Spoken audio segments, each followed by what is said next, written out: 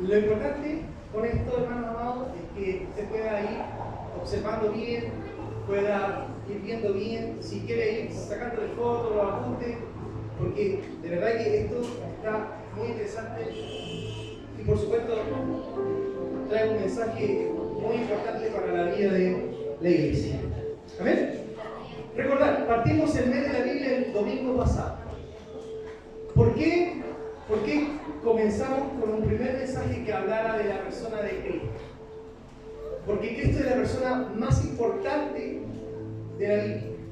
Todo lo que está escrito para Cristo. De hecho, la Biblia dice que todo es para Él, por Él y para la gloria de Él. Y este texto que ustedes están viendo ahí, en Juan 20, versículo 31, no sé si el pastor lo había compartido en el año pasado, dice, pero estas cosas, ¿qué cosa? Estas cosas, cuando dice estas cosas, ¿a qué se refiere? A la palabra. Estas cosas, dice, se han escrito para que creáis que Jesús es el Cristo, el Hijo de Dios, y para que creyendo tengáis vida en su nombre. Para esto fue escrito esto, para que creyendo en Jesucristo tengamos vida y vida eterna. ¿Amén? Hasta ahí estamos bien, ¿cierto? Entonces, lo que quiero hacer ahora es una especie de estudio para poder entender cómo fue que llegó la Biblia a nosotros. Así que tengo 2 horas para poder exponer.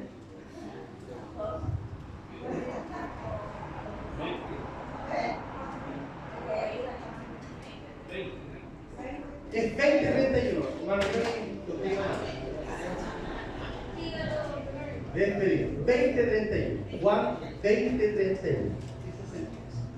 ¿Amén? Vamos entonces. Las escrituras entonces están hechas para mostrarnos a Jesús como el Hijo de Dios, el Salvador, y tener vida eterna a través de creer en Él. Escúcheme esto. La Biblia, después del reinado, siento que en los reyes comenzó a reinar para Israel. ¿Quién se acuerda quién fue el primer rey de Israel? Saúl. Luego de Saúl vino el rey David. Luego de David vino el rey Salomón. Y después de Salomón, ¿quién se acuerda que vino? Roboam.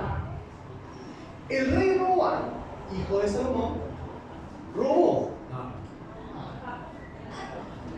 Dice la historia, dice la Biblia, de que él hizo mal las cosas delante del Señor. Por esa razón de que hizo mal las cosas delante del Señor, vinieron los pueblos enemigos. Ellos eran los asirios y los babilónicos. Los asirios lo que hicieron fueron dispersar al pueblo de Israel, y los babilónicos fueron los que los tomaron cautiverio. Hasta aquí estamos bien, ¿cierto? Hasta ahí nos acordamos de esta parte. Quiero partir desde acá porque desde aquí comienza todo. Luego de eso, el pueblo de Israel tuvo 70 años en cautiverio. Después de esta situación, vino un rey que le permitió al pueblo de Israel ir a levantar nuevamente el templo y las murallas. ¿Se acuerdan quién fue?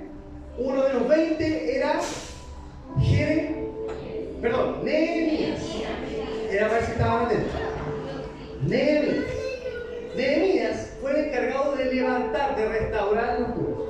Pero hubo otro personaje que fue el encargado de levantar la vida espiritual del pueblo de Israel. ¿Quién se acuerda quién fue? Esdras. Muy bien. Esdras. Le presento a Esdras. Esdras, en el siglo V antes de Cristo, entiéndame bien, estamos antes de Cristo. Esdras, ¿qué hizo Esdras? Esdras le dio el sentido a la Biblia y hizo lo que nosotros conocemos como el canon. ¿Había escuchado hablar de la palabra canon? El canon es lo que está establecido como los libros de la Biblia. Es decir, que fue Esdras el que ordenó el Antiguo Testamento. Mire, ¿sabe usted? Lo que sí, él lo ordenó en 3 partes. Las 3 partes eran la ley, o los profetas, o la Torá, que se le llama la ley, o la Torá. Después estaban los escritos, ¿cierto? Y estaban también los profetas. Amén. Así está ordenado. Hoy en día nosotros la conocemos como el Pentateuco, ¿cierto? Los libros históricos, los libros poéticos, los profetas mayores, los profetas menores, ¿cierto? Pero Esdras lo ordenó así para poder formar el canon bíblico del Antiguo Testamento, que es de 39 libros. ¿Estamos claros hasta aquí? ¿Quién ordenó este canon? Esdras. ¿Cuándo lo hizo? Antes de Cristo. Muy bien, son muy buenos alumnos. Entonces, ahora, importante es decir que los libros deuterocanónicos o los apócrifos que no están en esta lista de Esdras fueron tomados en estos tiempos todavía por una Biblia que se llama Naggar Colunga, que es la Biblia católica que incluye una cantidad de libros más como Judith y no sé cuántos más, pero los que Esdras ordenó fueron solamente 39 libros. ¿Vamos bien hasta aquí? Entonces, punto de partida, Esdras. Esdras ordenó el canon bíblico del Antiguo Testamento. ¿El del Nuevo Testamento también lo hizo Esdras? ¿Por qué no lo hizo Esdras?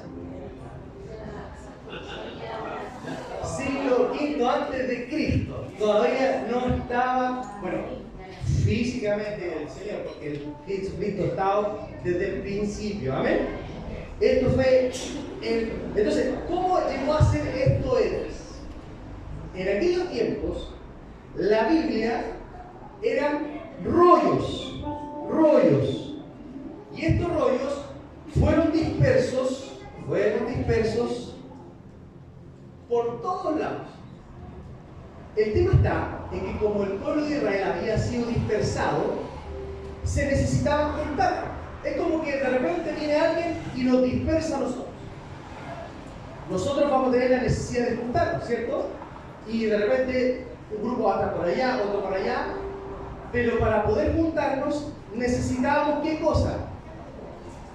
La palabra. Si nosotros nos reunimos para escuchar palabra, entonces había rollos por todos lados. Entonces se juntaron todos los rollos. ¿Y ahí qué dice? Escribas. Los escribas, hermanos amados, eran estudiosos, eruditos, conocedores de la palabra. Yo sé que en el Nuevo Testamento se agarraba con Jesús. Era lo que se agarraba con Jesús.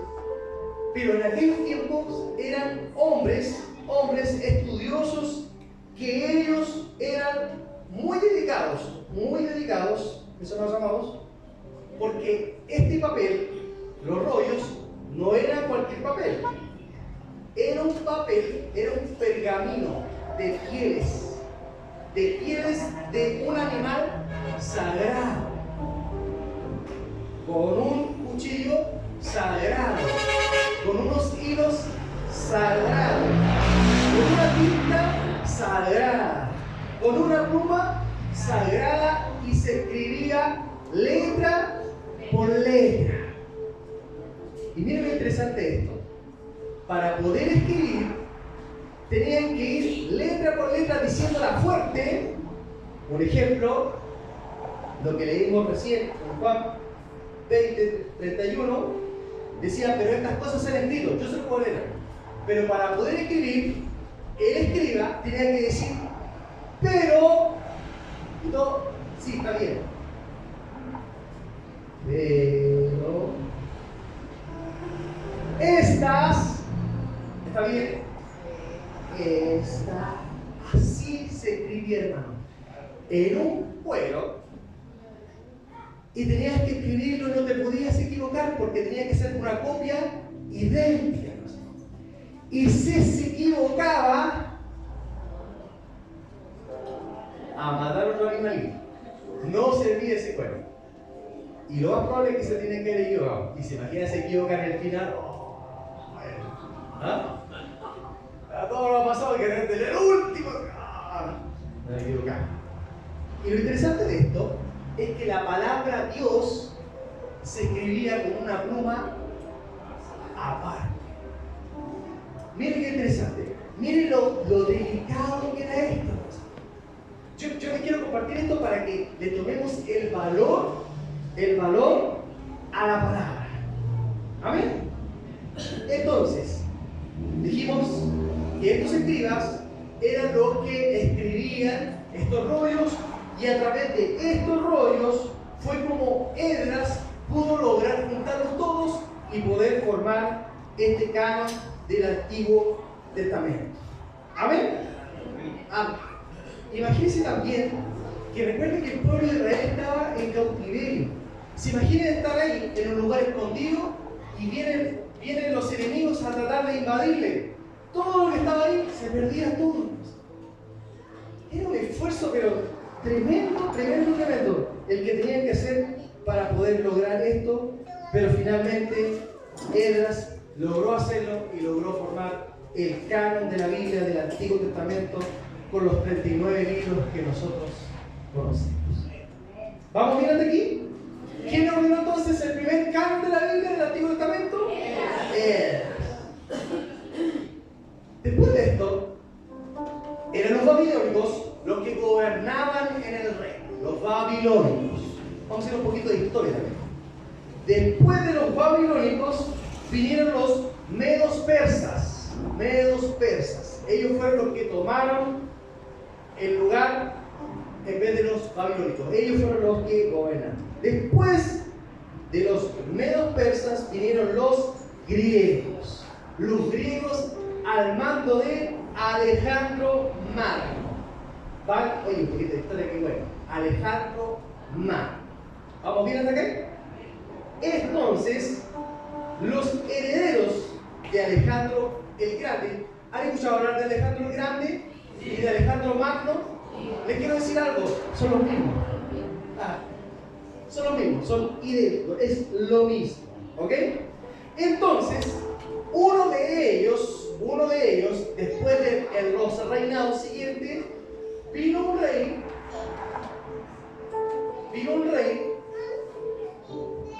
que dijo: necesito armar una biblioteca, llamado la Biblioteca de Alejandría.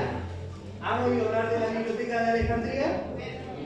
Y el rey, ¿cómo se llama ese rey?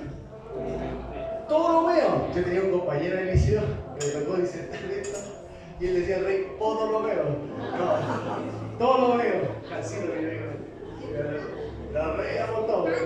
Es el rey Ptolomeo II, en el año 250 antes de Cristo, dice: ok, tenemos la mejor biblioteca del mundo, pero tenemos un problema. La Biblia no la tenemos. Y él dice: sí, la tenemos. Pero le dice: pero la tenemos en hebreo. Nadie entiende hebreo, nosotros somos griegos. Necesitamos que haga algo. Entonces, este rey que está ahí, que se llama, ¿cómo se llama?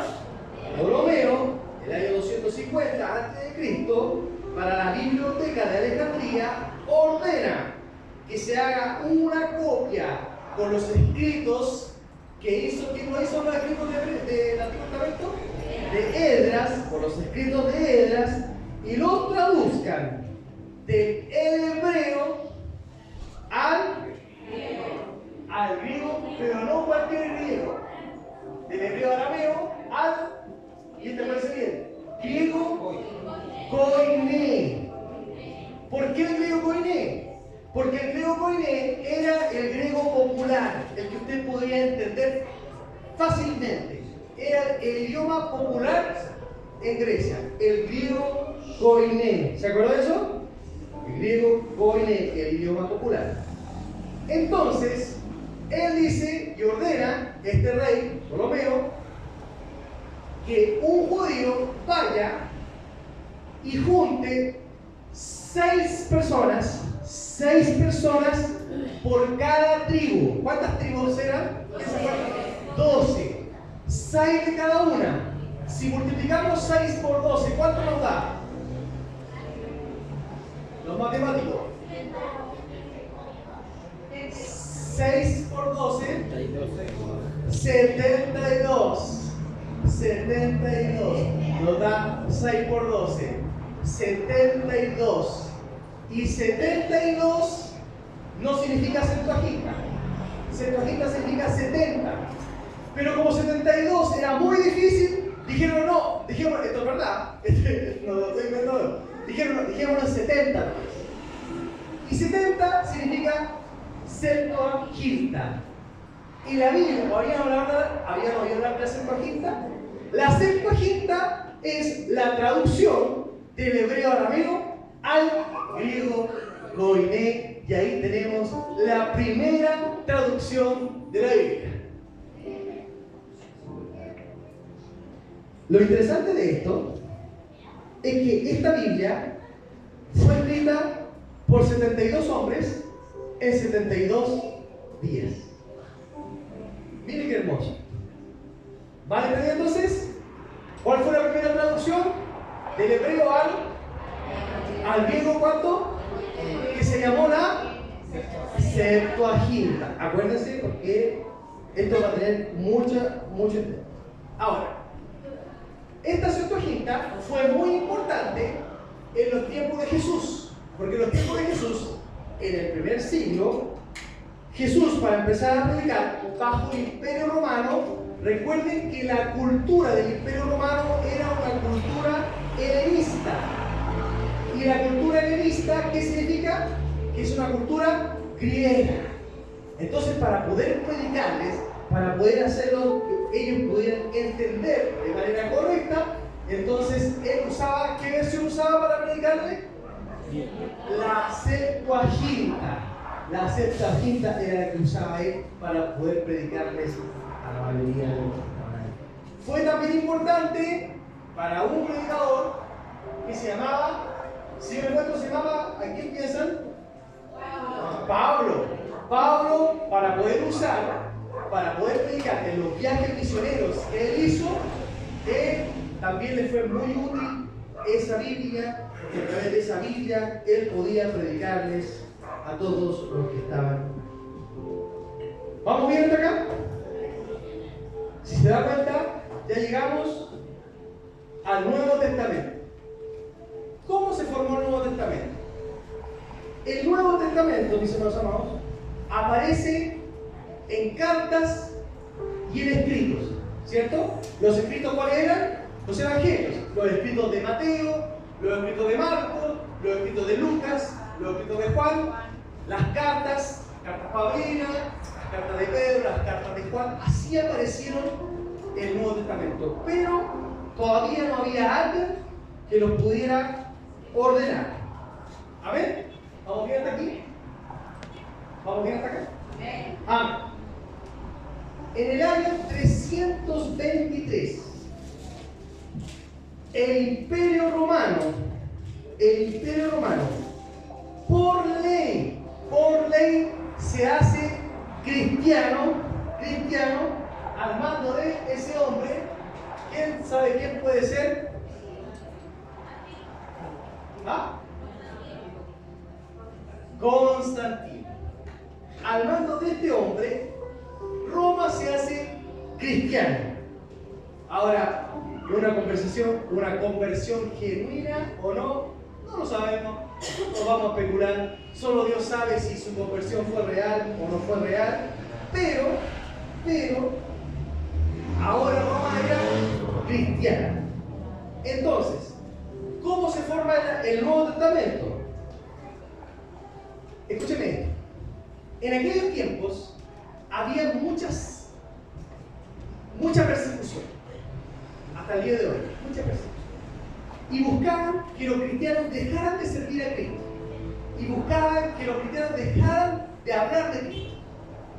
Como no lo conseguían, y como hasta el día de hoy no lo han podido conseguir tampoco.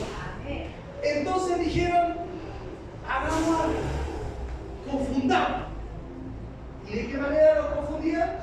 Tratando de, o metiendo otros escritos y otras cartas, como por ejemplo el Evangelio de Judas, las cartas de María Magdalena, el Evangelio según el gallo que cantó 2 veces, y un montón de cosas para poder tratar de confundir al pueblo de Dios. Entonces, como estaba sucediendo esto, en el año 397, en el concilio de Cartago, se decide de que el Nuevo Testamento es solo de 26 libros y nada más. Yo me decía, pastor, falta uno, ¿cierto? Falta uno, ¿cierto? Porque ¿cuántos son? 27. Era para ver si estaba atento. Pero efectivamente pusieron solo 26. ¿Por qué? ¿Cuál cree usted que no lo dejaron fuera? El Apocalipsis. ¿Por qué? Porque el Apocalipsis era como muy místico, fantasioso, difícil de entender. Yo pienso, imagínense, ahora para nosotros, ahora que ya se ha cumplido más del 95% de todo lo que sale ahí, es difícil. Imagínense para ellos que estaban recién, era complicadísimo. Entonces, no, la gente no me cuadra a mí, pero finalmente ellos entendieron de que sí pertenecía, y en el año 419 el libro de Apocalipsis también pasa a formar parte del canon del Nuevo Testamento, y ahí están los 27 libros del Nuevo Testamento. Entonces, vamos recopilando. ¿Quién formó el canon del Antiguo Testamento? Esdras. ¿En qué estaba escrito el Antiguo Testamento? ¿En qué idioma?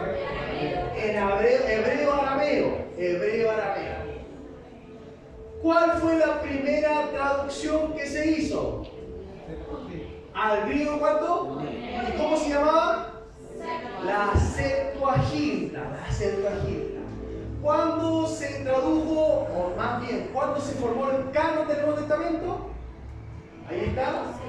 En el año 397. ¿En qué momento? En el concilio de Cartago. Amén. Vamos bien hasta acá, ¿no? Nos queda bastante. Este es un pequeño resumen que hice, hermano. Traté de tomar lo más importante para que podamos lograr entender todo esto. ¿Vamos avanzando? Avancemos. En el año 405, Roma era el imperio más fuerte de todo, por supuesto. Entonces, Roma empezó a creer que el idioma sagrado era el... ¿Quién piensa usted que puede ser el idioma sagrado? El latín. Entonces, el latín era lo más importante que podía existir. De hecho, cuando se hacía el servicio, el sacerdote, cuando hacía el servicio religioso, hablaba solo latín. Y interesante esto, cuando hacía el servicio, lo hacía de espalda. No lo hacía de frente, lo hacía de espalda. Todo de espalda. ¿Qué significa cuando alguien te da de espalda? Aparte de mala educación, es como que algo te está ocultando, ¿cierto? Porque cuando alguien está en algo, uno le dice, pero mírame la cara, ¿cierto? Pero mírame a los ojos, para tratar de ver si... Pero cuando uno no quiere mirar, porque algo está ocultando, ¿cierto? Porque uno le dice, no anda, ¿cierto? Entonces, estaba escrito, o sea, hacían todos los servicios en el idioma latín, porque era el sagrado. Entonces, encargaron a un señor llamado Jerónimo, para traducir la Septuaginta, que estaba ¿en qué idioma? En griego koiné. Entonces, para que tradujera la Biblia, que estaba en griego koiné y la pusiera al idioma latín. Pero es interesante esto, que el latín que estaba en ese tiempo, el popular, era el latín vulgo. Y que era el latín del pueblo. Entonces, la nueva traducción al latín se llamaba la Vulgata Latina. ¿Le parece ese más común? La Vulgata Latina. Por eso es que se llama así, porque el latín popular era la vulga. ¿Vamos bien hasta acá? ¿Bien? Vamos a avanzar. Ahora, en el año 476, cae el Imperio Romano, y esto es contado como el final, como dice ahí, el final del mundo antiguo y el comienzo de la Edad Media. A esta época de la Edad Media se le llama también, ¿quién se acuerda en historia cómo se le llama a esta época de la Edad Media? Los historiadores, la Edad Oscura. Miren, puse este dato igual, mira. ¿Qué dice ahí?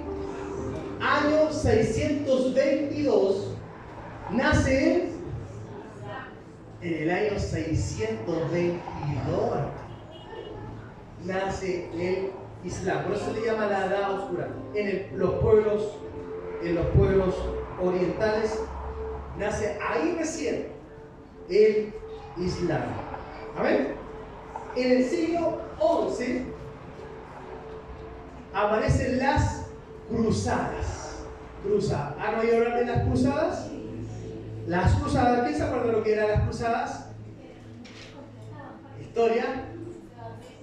Era una guerra donde los europeos buscaban recuperar Jerusalén que había sido tomado por los moros que se llamaban, que son los musulmanes, buscando tener el control en Asia y en Oriente, y por supuesto porque Jerusalén es un puerto muy importante, entonces tenía un trasfondo bueno, pero también tenía ciertas cosas políticas y todo lo demás. Pero, ¿por qué les cuento esto?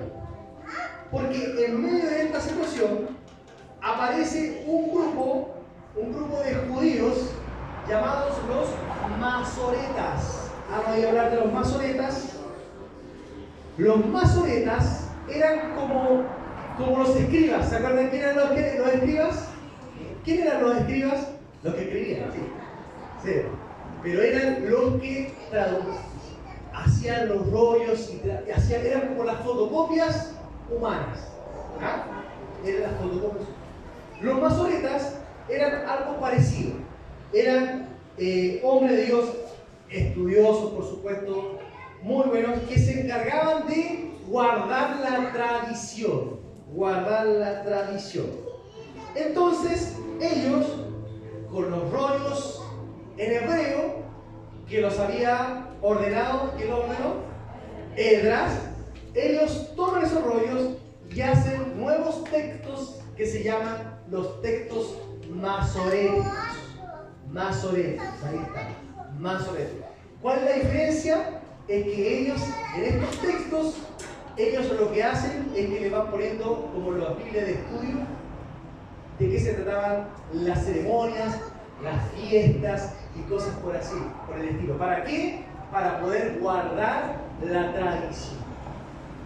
A ver, mire, otro texto, los textos masoréticos.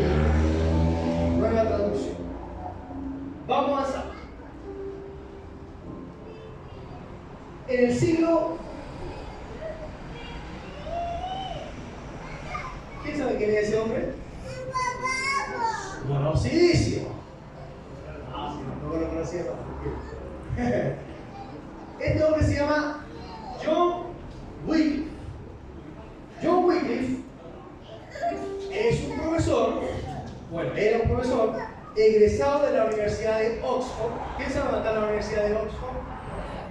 Inglaterra, él era un hombre sabio. Él sabía, escuchen, sabía latín, sabía vulgata, sabía hebreo, sabía arameo, sabía griego, sabía todos los idiomas. Y se dio cuenta, leyendo la Septuaginta, de que los escritos que estaban en la Biblia no coincidían con lo que se enseñaba en los servicios. Mire, nosotros nos acordamos siempre de Martín Lutero, pero pertenecemos mucho a él. Entonces, como él se dio cuenta de que había muchas diferencias entre lo que se enseñaba y lo que decía la Escritura, sumado a las diferentes tradiciones, a las ordenanzas que daba el Papa y a los ajustes que se hacían por conveniencia, entonces él dice: voy a tomar esta Biblia, la que está escrita en latín, y dice: la voy a traducir al inglés. Del latín, de la Vulgata latina, al inglés. Esto, por supuesto, que no le gustó a la autoridad. ¿Por qué cree usted que no le gustó a las autoridades? Porque no les convenía, pues el negocio se le estaba yendo para abajo el negocio. Entonces, este hombre, ¿cómo se llama? John Wycliffe, en el año 1380 termina la traducción de la Vulgata latina al inglés del Nuevo Testamento, y en el año 1382 al Antiguo Testamento. La gente ante esto reacciona porque estaban leyendo ahora la Biblia en su idioma, estaban entendiendo lo que realmente decía. Entonces la autoridad declara a Wycliffe un hereje. Un hereje. Y le tocó huir porque había sido sentenciado a la hoguera por hereje. Lamentablemente, uno de sus discípulos fue encontrado con los escritos, con las traducciones que tenía este hombre, y fueron quemadas esas traducciones, así como también fue quemado ese discípulo. La historia cuenta que John Wycliffe fue encontrado finalmente, pero lo encontrado cuando ya estaba muerto. Miren lo que es esto. Dijeron: lo encontramos. ¿A dónde? Está muerto y está enterrado en tal parte. Dice: desentiérrenlo. Y dice que lo quemaron igual muerto. Igual están muertos. Dice que lo quemaron igual. Como si él hubiese sentido, ya estaba en la presencia del Señor ese hombre. Y lo tiraron al río porque no era digno de ser sepultado en él. ¿Qué les parece, mis hermanos? ¿Va logrando apreciar la Biblia? ¿Va logrando darle la importancia a este libro? Todo lo que se ha hecho, y todavía no llegamos al español. Todavía no llegamos al español. Voy a avanzar un poquito más. Más adelante, mientras esto pasaba en Inglaterra, esto estaba pasando en Inglaterra. Ahí está, le puse una llama al fuego para que supiera que estoy aprendiendo el PPT. Más adelante, en el año 1455, en Alemania, este hombre se llama Johannes Gutenberg. ¿Cómo me salió el alemán, hermana Carolina? Bien. Había desarrollado la moderna imprenta. Esta es la primera imprenta. Hermano, la característica de esta imprenta es que él lo único que hacía, ordenaba la tinta, ponía las letras, y él ponía la hoja, y listo, así de rápido. ¿Ah? Así de rápido. Ya no era necesario ir letra por letra. Ahora podía hacerse así. ¿Por qué les cuento esto? Porque, ¿cuál cree usted que fue el primer libro que imprimió en esta imprenta? La Biblia. Habiendo un montón de libros, un montón de escritores, el libro lo primero que voy a imprimir va a ser la Biblia. La Biblia en 42 líneas. Miren qué lindo. En 42 líneas. Y la imprimió en la Vulgata Latina. En la Vulgata Latina. Y así empezó a circular de manera más fácil, por supuesto, y pudieran recuperar nuevamente el deseo de poder tener la palabra del Señor. El tema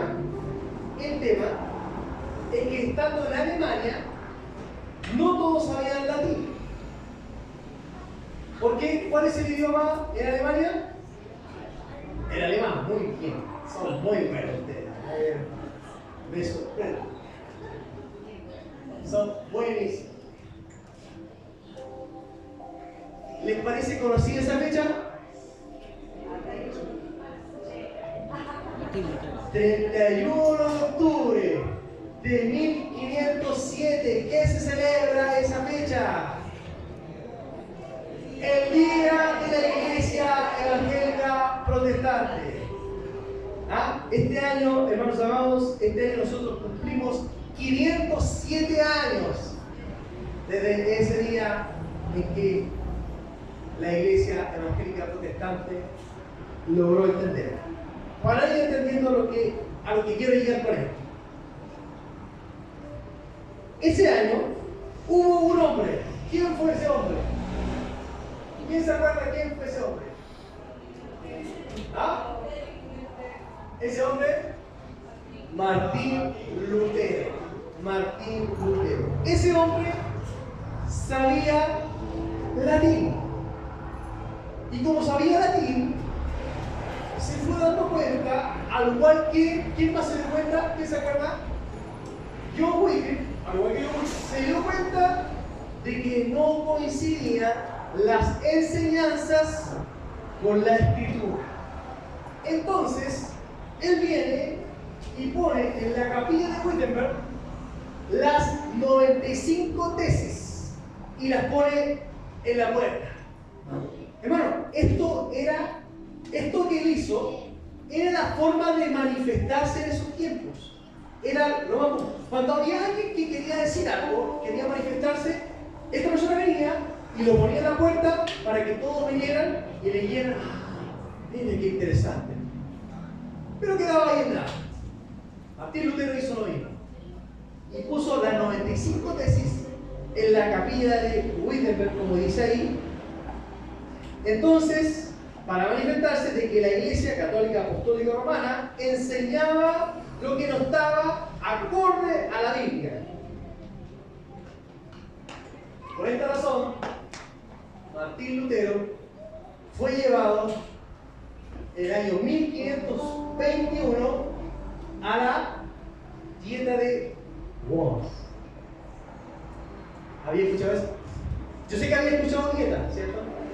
Pero bueno, son difíciles las dietas. Imagínense lo que debe haber sido para él ese momento.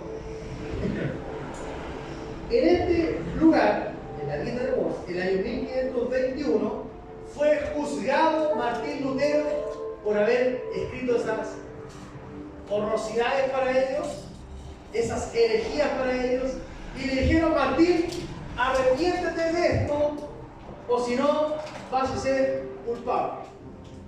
Martín Lutero les dijo: si ustedes pueden comprobarme con la Biblia de que lo que yo puse está errado, yo lo haré. Pero si no pueden, no lo haré, aunque así me cueste la vida. No pudieron comprobarle, entonces ellos dijeron: vas a ser declarado hereje. por haber escrito eso y por haber escrito también las 5 solas. ¿Se acuerdan cuáles eran las 5 solas? Solo Cristo, solo Escritura, lo dice así para ponerle suspensa. Solo fe. ¿Está bien ahora? ¿Quién se acuerda? Solo gracia. Y la última, ¿cuál nos falta? Solo a Dios la gloria. Acuérdense de esto, porque yo voy a hacer prueba después. ¿Verdad? Las 5 solas, mis hermanos amados. Y como él no se retractó de esto, fue llevado el año 1521 al castillo de Wartburg.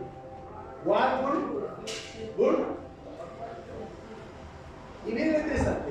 En ese lugar era el castillo, no era un lugar de relajo, era el castillo, cada castillo tenía una cárcel. Vamos a ver en esa cárcel. Y dijeron, aquí lo vamos a silenciar, para que deje de hablar tonteras. Lo más malo que pudiera decir. ¿Por qué? Porque se dice que estando en esa cárcel, lo más probable es que él escribió los himnos, las canciones los himnos que nosotros conocemos, como por ejemplo, Torre Fuerte. ¿Qué se sabe de Torre Fuerte? Castillo Fuerte. Castillo Fuerte es nuestro.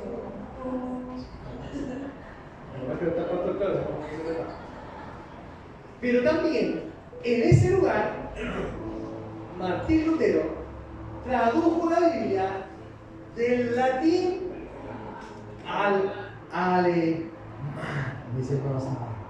Ahora, el pueblo, en este caso Alemania, que no entendía porque estaba en latín, podía entender lo que estaba escrito. Lo vamos a dejar hasta aquí. La próxima semana continúa. Pero les quiero decir algo antes de empezar. El pueblo, la Biblia dice que el pueblo pereció por falta de conocimiento. Todos estos hombres de Dios que fueron usados por Dios para traducir las escrituras del Señor fueron para que el pueblo no pereciera. Como muchos estaban perdiendo, si estaban dejándose guiar por lo que los sacerdotes estaban enseñando y más encima lo hacían de espalda. Hermanos amados, por eso es que insistimos tanto con que abran la Escritura, lea la Biblia, escudriñe, estudie, venga a clase de escuela dominical, conéctese a los estudios de los días lunes. No lo hacemos por molestarlo, lo hacemos porque queremos que usted aprenda. No queremos que usted se quede con lo que enseña el pastor o con lo que enseña la persona que va a predicar. No tiene que ser suficiente eso para usted. Ya ha visto parte de lo que ha sido, lo que fue la Escritura. Todo lo difícil que fue. Que esto genere en nosotros un cierto cargo de conciencia, es decir, todo lo que costó que llegara a esto no puedo desperdiciar. Así que les quiero dejar dos desafíos. La próxima semana, el primer desafío, la próxima semana, vengan con su Biblia. Levánteme la mano los que andan con su Biblia, a ver. Levánteme la Biblia. Les quiero dejar este desafío. La próxima semana, todos traigan la Biblia. No importa si usted me dice, pastor, es que tiene la letra muy chica, no importa, tráigala. No importa si tiene una así como esta, tráigala toda su Biblia. Quiero que todos vengan con su Biblia la próxima semana. Y el segundo desafío, lo quiero desafiar. Les propongo que leamos el libro de Juan. ¿Cuántos capítulos tiene el libro de Juan? 20, 21. Les propongo que de esta semana, a contar de hoy día, si quieren, hasta el próximo domingo, Leamos los 10 primeros capítulos de esto.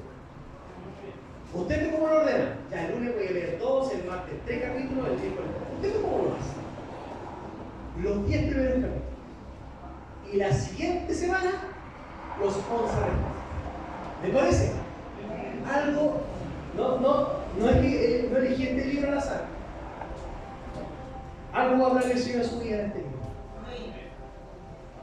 Los 10 primeros capítulos, esta semana, usted ve cómo lo ordena.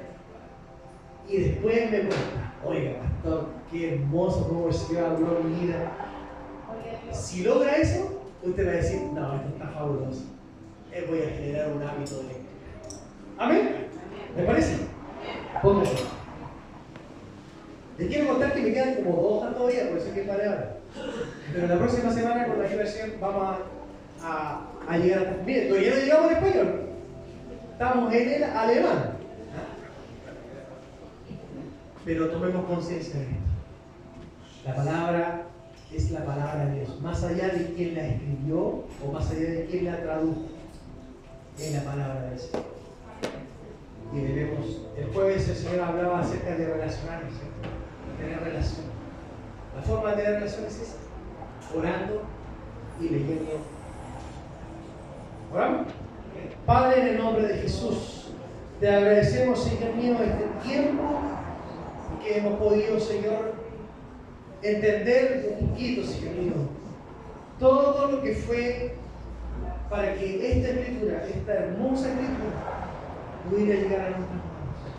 Señor, hemos hecho solo la primera parte, pero en esta primera parte nos hemos dado cuenta del sacrificio que tuvimos que hacer para poder lograr escribir esto, para poder traducirlo, Señor mío. Hombres, Señor mío, dieron hasta su vida, Señor mío. Fueron quemados, Señor mío, algunos, por traer la verdad a la vida de las personas. Señor, que esto genere un valor importante, aún más de lo que ya era, ahora que genere un valor aún mucho mayor, Señor mío. Señor, te rogamos en el nombre de Jesús, que el desafío que hoy nos hemos propuesto, Señor mío, Señor, lo podamos hacer, no para cumplir al pastor, Señor, sino para poder creer de que la palabra de Dios, tal cual como decían hoy día los pequeñitos, es como la miel, es como la espada, es como un martillo, es como semilla, es como agua, y como todas las representaciones que entregaron, Señor mío, para poder refrescarnos, para poder hablar, para poder nutrirnos, Señor mío, para poder enseñarnos, para redarguirnos, para guiarnos, para direccionarnos. Señor, cuánto valor, Señor mío, tiene tu escritura, Señor. Señor, que la próxima semana tu iglesia esté llena de Biblia, Señor mío, para que podamos rendir verdadero valor a tu palabra. Gracias, muchas gracias, Señor mío, por este tiempo de historia que nos ha regalado, tan importante, Señor mío, con un solo objetivo: generar en nosotros un valor incalculable, lo que dice tu palabra, tus escrituras. Gracias, muchas gracias. A ti sea la gloria, la honra, la alabanza, en el nombre de Jesús. Amén y amén. Que el Señor les bendiga, mis hermanos. Como después lo van haciendo, como decía, la próxima semana venga para que pueda seguir entendiendo. La próxima semana voy a hacer pruebas.